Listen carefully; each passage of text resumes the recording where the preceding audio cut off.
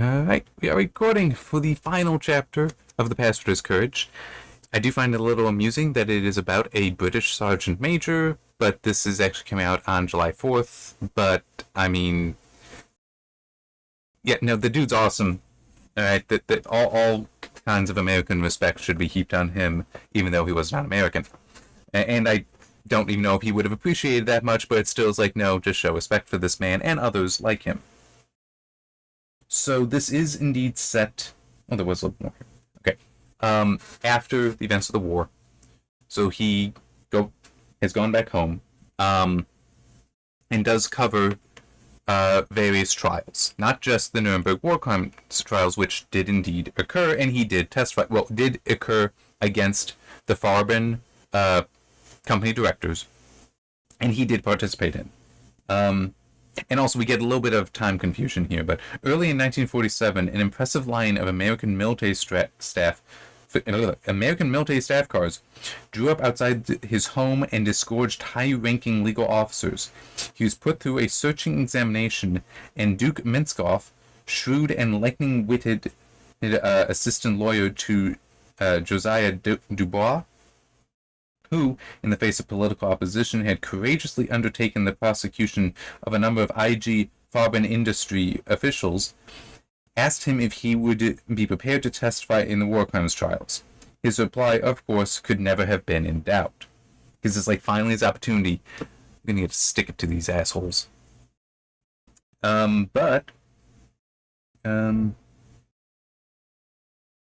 It does describe some of the difficulties because so much paperwork was destroyed, lost, and also just as the occupying force moved in, they needed space. So they would just, hurl paperwork out of windows because, like, now we need the office space, not paying attention to what the papers were. But still, war crimes trials, they pulled together everything they could. But anyway, getting to Coward actually being in the trial room there and hearing various things, all that. He read with surprise not one of the 25 IG Farben directors ever visited the Buna factory. That although they attended building conferences, none of them were aware of the existence of gas chambers, or that the chambers made full use of Farben's exclusive rights to the Zyklon B poison gas, which, that is the famous gas that was used in the gas chambers. And it's like, this is even the company that manufactured them. Come on. His surprise was even greater on learning that the duties of one defendant included the supply of quilted blankets to all prisoners. Helmut Schneider of the personal department at Auschwitz had, during his 3 years of office there, never known of the Birkenau camp. He had been astonished to see Auschwitz inmates fight over an apple core he'd thrown out of his window, and yes, he had received one complaint from the International Red Cross that beer for the English camp should be distributed by the prisoners themselves. Yeah. So when Coward's on the stand, it's like, there's not one thing about that that's true, essentially. I mean, not quite, because that's not how you would ever handle that. That would be unhelpful. But they tried to attack his reputation as far as, like, because he was able to walk around and see a lot. So you were AWOL. It's like, no, part of my duties had me. I had to be able to go to every work detail, which meant I had to be able to walk everywhere. I would just need to go to one of these two places to get a guard who would accompany me. I could go everywhere, including into town, because we had some down there as well. It's like, no, I was never AWOL for this. I could freely go everywhere. Excuse me. Oh crap, there was another thing to it. What? Did you ever personally make complaints? Oh yeah, that's right. To the directors, yes, including to this guy, who, yes, to our understanding, he ran the place. Because apparently they had tried to claim that, no, it was the, hang on, what's the word? I'm blanking on the word. But basically the claim that it would have been the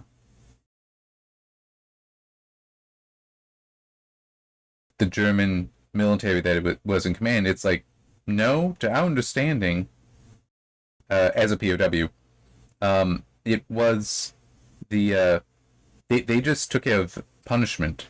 The administration was handled by Farben. Crap, I'm not seeing it.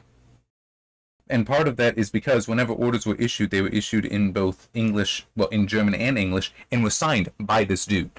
And the dude's trying to claim, I was never there. I never had anything to do with this. I didn't know anything about this. It's like he signed the orders. So, yeah. And does even say that, yeah, at one point I did in fact complain to him. I did give complaints to him. Yeah, and that, the specific complaint he once did was about bedding blankets that had been issued of such an inferior material that basically if you shake them, they fell apart.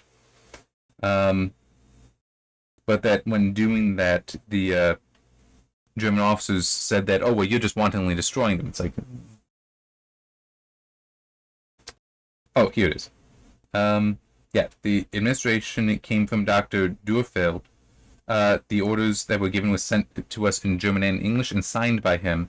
So therefore, he was the man we naturally took to be the boss of the show. The German Wehrmacht. They were trying to claim that they were the ones that were handling the administration and all that, and it's like, no, only for discipline. And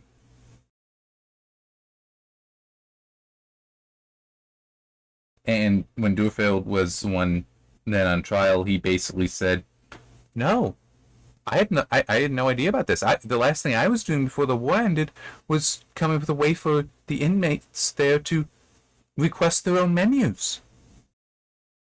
Yeah. And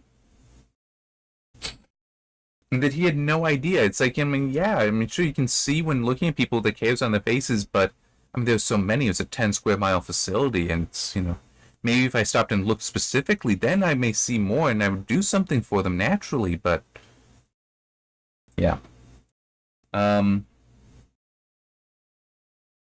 here's part of what he also said, because I'm guessing a lot of this is actually taken from the transcripts of the trial.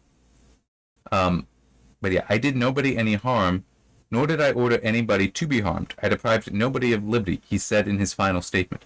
Nobody lost life or health pursuant to directives issued by the plant, and wherever within the jurisdiction of the plant I saw or heard of an injustice, I destroyed it in its very roots.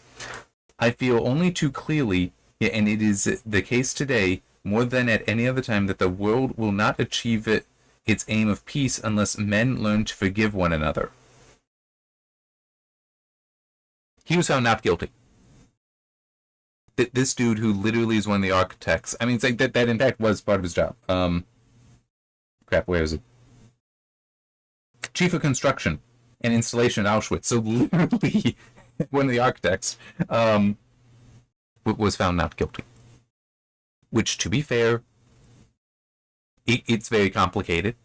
And also, not guilty just means we didn't prove you were guilty. That doesn't mean you're innocent. That's one thing that people do get wrong. But it is a failure to prove guilt, not a successful proof of innocence. And that is why there actually is a concept of declaration of innocence that is something else entirely. But it does come up, and sometimes, yes, look into that. But, and one thing, because I did mention the time confusion, it says that the Farben case started in October 1946. So apparently Coward was not involved from the beginning. So it's just weird that it writes he starts his involvement here, and then it says, and finally, the Farben case opened in October 1946. It's like, why are you bouncing around a little bit? But that's one of those style things. I don't like that, but I would never write that. Well, not for something like this. If it were a time travel story, then maybe I would write like that, some bouncing around. But this, no. But that it's a style thing. I can say I don't like it. I can't hold against the story, against the author, because it is just a style thing. So yeah, that dude gets off, and I think a number did. But then, in January of 1953, a letter reached Coward from Henry Ormond, a lawyer in Frankfurt. And how I said in the previous thing that I would end a movie with him basically getting this letter. I'm conducting a lawsuit for Mr. Norbert Wollheim, formerly Lubeck, now New York, USA, versus IG Farben Industry for compensation. The case concerns Mr. Wollheim's claim for compensation for the forced labor he had to perform as an Auschwitz concentration inmate in the IG Farben Buna plant at Buna Monowitz from March 1943 till January 1945. This is a test case which will enable a great number of other concentration camp inmates who escaped the Auschwitz hell to raise similar claims. The case is pending before the Frankfurt court. A number of witnesses from Germany and from abroad have been heard in the course of the last few months. The court has now expressed the wish to hear one or two former British POWs as especially impartial and objective witnesses. I've seen your affidavits and your statements at the Nuremberg IG Farben trial, and I therefore would very much like to invite you to appear in February here. There was no way you were not going to have a coward showing up. Okay, he would have to be dead to not go. So it is kind of funny. An impartial and objective witness. Technically, he would not. He wants these people punished, but at the same time, it is well, why is that? Because I saw this stuff. So it's like, yeah, okay, that actually kind of works. And there's another thing in here. Okay, hang on. Let me adjust where this highlight starts. As Coward's evidence was given, his picture was flashed to newspapers all over the world. The interpreter almost fainted when he described how he had been obliged to gather his information at Auschwitz. His statement on the conditions of living suffered by inmates, as witnessed by his own night of hell, and his stubborn refusal to be shaken when under the fire of cross-examination, proved to be the turning point of the case. It was one of the happiest days of his life when, in June that year, a telegram arrived at his home from the brilliant, untiring lawyer who had made it all possible. Victory. 10,000 marks go to Norbert Wilhelm. Judgment mentions you and Ferris, another POW who testified. Frequently, your evidence impressed them. Henry Osmond. Yeah. The chamber. So this is like pulled out from the proceedings. The chamber is inclined to explain the attitude adopted by the defendants at that time by the fact that their exponents, especially in 1943, in actual fact did not look upon the plaintiff and the Jewish prisoners as people entitled to the rights of human beings, or else did not or could not muster the requisite moral courage they were obliged to show as employers, or at least as though actually wielding all power. The fact that a British prisoner of war had to show the German defendants what moral courage involved is a matter of regret to the chamber as a German court. Yeah. And after this, he proceeded to receive a bunch of letters of people thanking him, including, here's one that is actually from Jewish Nazi victims from, well, hang on, which is the name of the group? Association of Jewish Refugees in Great Britain. These were refugees that fled Germany and Austria prior to World War II, so they never directly suffered. But that's also part of the point. Apart from physical sufferings, the worst for them was certainly the fact that they were helplessly exposed to the cruelty of their persecutors. So, the whole fact... I actually do want to add this highlight. The fact that they could hear about it and know that they escaped that but could do nothing tormented them, but that's a reason why they are thankful to somebody like Coward and the other English POWs, British POWs, who were testifying, who were there and did do things to help. They are so thankful to them because, like, you could help, we couldn't. And also the whole, as the quote from the German court that I read off, that you're the ones that had to do this, who had the least reason to. In fact, and was it in this or... Yeah. He did this for the mere reason that he and the prisoners were fellow human beings. So I was trying to help the Jews. And, like, you know, that's why they came and were testifying here and did what they did during the war. Whereas the defendants have adopted the attitude that he was not concerned with the fate of the plaintiff and might have claimed that he was not competent, that it was not his province, and so forth. Terms which occur with startling frequency in the evidence of the witnesses for the defendants examined early in the proceedings. And then we got to the full quote that I read. So that was just pulling out examples. Then we get that quote ending with the whole basically, we as Germans are ashamed of this. More so by the fact that you, who are British, had to show us moral courage. That should not have been the case. Okay, and then we actually get to the end of it where um,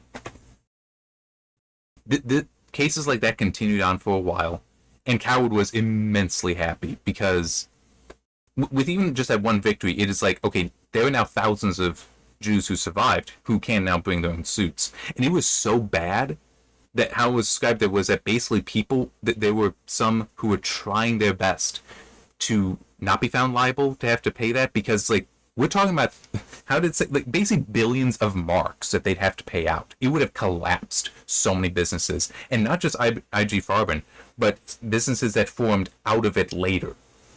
So yeah, that would still have, there still would have been a link such that they would have been liable. So yeah, but it ends with him at a pub, the nearby pub, and the bartender basically coming over with a newspaper and being like, "This is you, right?" It's like, I know it's you, but another one of the cases coming up, and Coward's like, "Yeah," and you have no idea what other stuff there is because like that's not reporting on. And in the book, we never had any mention of the experiment, the medical experiments. There were a lot of things the court couldn't prove, even though everybody knew about the medical experiments that went on all the time. You wouldn't believe them if I told you. But what does it say about the appeal? Because that's what the appeal was coming up from that case, and it was there was genuine fear about the cost if so many more cases were won. Yeah, yeah. None of them mention about the oh, hang on. Okay, so this is from. I finally got the copyright pages. That's the end. First published in Great Britain in 1954. Ebook from 2013. Cool. But yeah. I mean, it's. Sorry, just seeing that kind of distracted me for a little bit. Yeah, so they never even mentioned the medical experiments in there, which is like, yeah, those definitely happened. There's a lot of stuff this book doesn't cover, but there's still a lot it does and gives perspectives on things that you may not normally get. And that's something I know I've tried to mention previously, like certain aspects of the suicide by crowd stuff, which, I mean, yes, Grayscape does have that in there, but there's other things going on as well that this gets into that I can't think of movies that do. There's a lot of the stuff happening in Auschwitz that's like a lot of movies don't. I mean, the movie version of this didn't even want to include a lot of that. And just would insert pictures that would have been like what was shown at the Nuremberg trials, but it's, which by the way, Judgment Nuremberg, also a very good movie. I would recommend watching that. I know that was a play. I am not sure if it was also a book. You might be able to buy a copy of the play to read though. But regardless, that's a hell of a thing. And one thing I will mention about that would potentially have been something that came up with Coward as well, depending on how much he testified. But in Judgment Nuremberg, it has one of the, I think he's a colonel, might have been a major, but one of the prosecutors was also one of the Americans who liberated some of these camps. And there was even kind of a joke made by one of the other characters. Has he given his testimony yet, showing off his favorite pieces of evidence? Which is kind of twisted, but at the same time it does make sense. Because among the pieces of evidence was, here's a picture of a lamp. The lampshade made from human skin. Because that's how there were such sick fucks at these different camps. Sick Nazi fucks. And he basically had that testimony down pat because he delivered it many times, and they were kind of making fun of that. But at the same time, it is like, well, yeah, but it's also, it needs to be said multiple times for all these cases. So it's like, yeah, I mean, you can't. Basically, it's a dark humor joke that probably should not have been made, but is one of those, you can kind of understand it because it is like his favorite testimony. It's horrible. It's despicable. It's probably something he wishes he could erase from his mind the moment he no longer needs to know it. But that time hasn't come yet, and that's not capable for him to do. So for now, he's going to keep giving him because he can't let that happen again. That's what Coward was as well. Not that he was repeating, but that he needed to make sure this would never happen again. He needed people to be punished. And I do want to go back a bit for that. that the world will not achieve its aim of peace unless men learn to forgive one another. So that is something, the concept of forgiveness, that it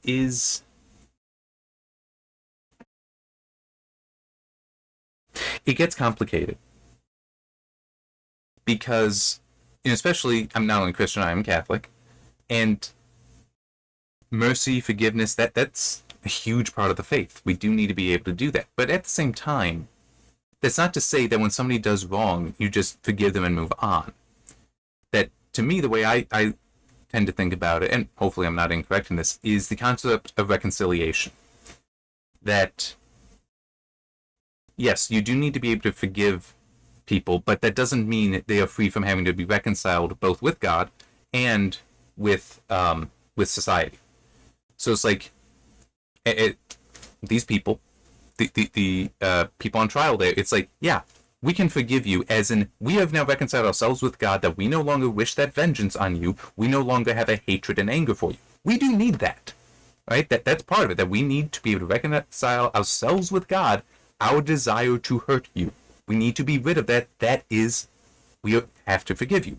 But that doesn't mean you're now free to go. Now, true, the guy was found not guilty, but it still is. He's still, like, you still need to have those people punished according to the law, and just the law, very important that, so that they are reconciled to society for what harm they did to society by committing their crimes. And I see this every now and then with other people talking about, like, where the family of a murder victim forgives the murderer, and it's like, and they're like, how could you possibly do that? I'd hope my family would never forgive the person that murdered me if that would happen. But it's like, no, that forgiveness isn't like, I don't want them punished. No, you can still desire them to be punished according to the law, not seeking more than that, but it is about that I don't want, letting go of the anger and hatred towards that person.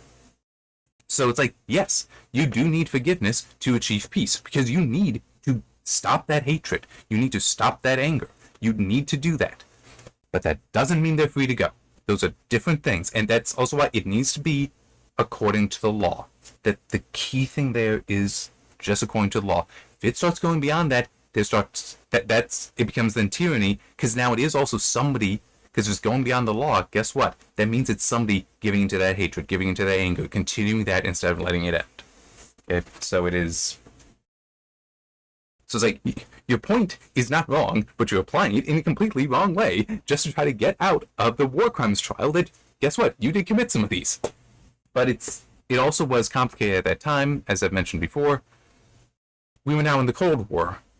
Germany, by and large, was not a friend of the Russians, and so the West wanted to keep it that way. So it's like, we let some of the things go because we need you guys to be happy with us, to be our friends.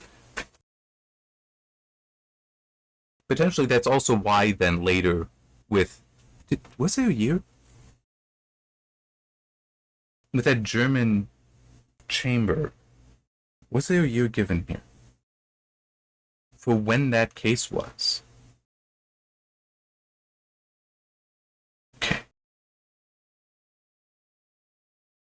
Okay, in 1953. So that's when he got the letter about that first test case.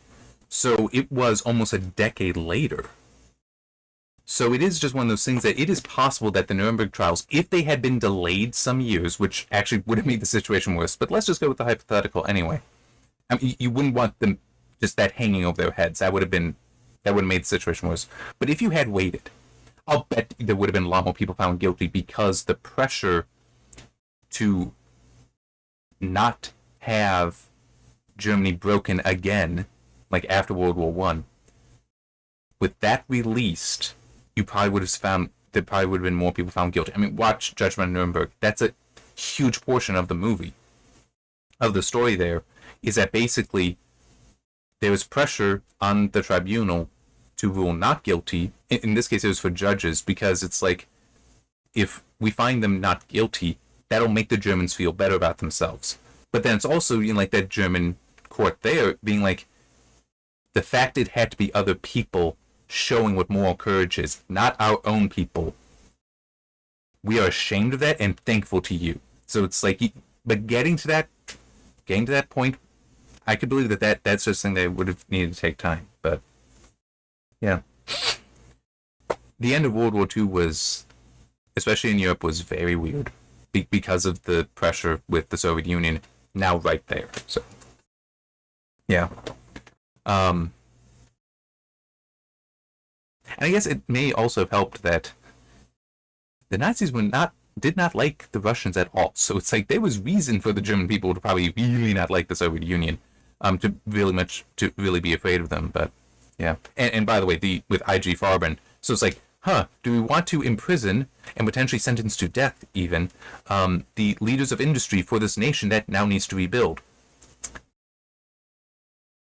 Yeah, that may be very much why, and that's technically not appropriate, but politics unfortunately does play a role in a lot of this stuff. But that's why, as I was saying, the law matters. We have to, the punishment, the reconciliation with society, it has to follow the law. Because in theory, that's without politics. In practice, not even close to being true, sadly. But I mean, in some cases it is. In high-profile cases, it seems like that isn't the case, that it does follow politics instead of the law, but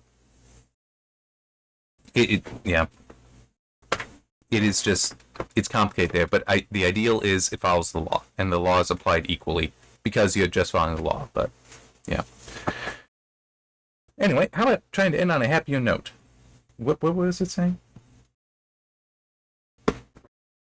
More ebooks on World War II. I've not read any of these, I think.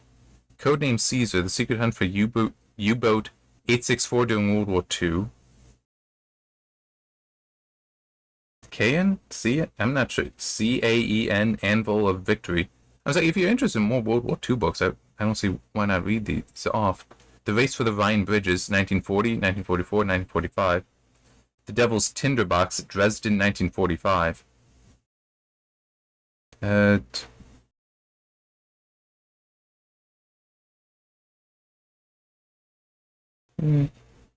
just reading the description, because Dresden is a curious thing. Because, firebombing there, and even mentions 35,000 people were killed. Even though by that date the war was virtually won. It's still a month and a half before the actual end, so I was like, in hindsight you might be able to say virtually won, but it doesn't always mean that. Made up of personal stories of a host of eyewitnesses. Not only the survivors in the city, but also the young air crew, both British and Americans, who flew on that night. Assesses the political and military decisions that led to the raids. That actually could be interesting. The Devil's Tinderbox, Dresden, 1945, by Alexander McKee. Oh, he also did The Race for the Rhine Bridges. And the Caen Anvil of Victory. Okay, and then we've got the Spitfire Log, which looks like it talks mainly about the Spitfire, the British plane that was hugely significant. Okay. So yeah, cool. Yeah, very. I cannot speak to the quality of those books. I've not read them. But Password is Courage, I think, is a very good book. I'm probably gonna put it down. Okay. This is how I'll put it down. With my whole, do I recommend or not? Yes, I recommend it. And as far as just straight reading it, it's a 3. Which is, I recommend reading it. I do recommend reading it. Just that. If you're interested also in the history, it's a 4 then. So that is my highest category there for recommendation, because there's a lot you do learn here. It does seem scattered at times, but it is one of those things where I could see somebody in high school, somebody learning high school history, they're in World War II, and maybe they're finding some of this interesting. Okay, read this book. I would definitely do that. And if they're like, why, what is it about?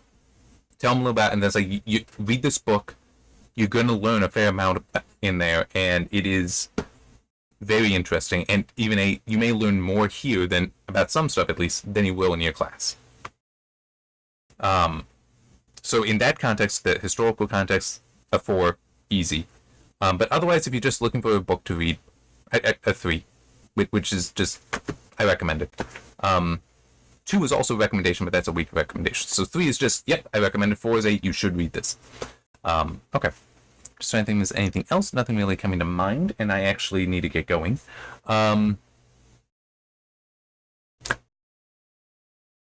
You know what? So this is July 4th. Cool. That's a Friday. I might try doing something else tomorrow. It'll depend. We'll see. But I do know what book I want to get to next after this. I do have some things coming up that will have already passed by the time this video goes live, so won't be personally starting on that before right away. But probably Sunday or Monday is when the next assigned reading book will begin. So see you then.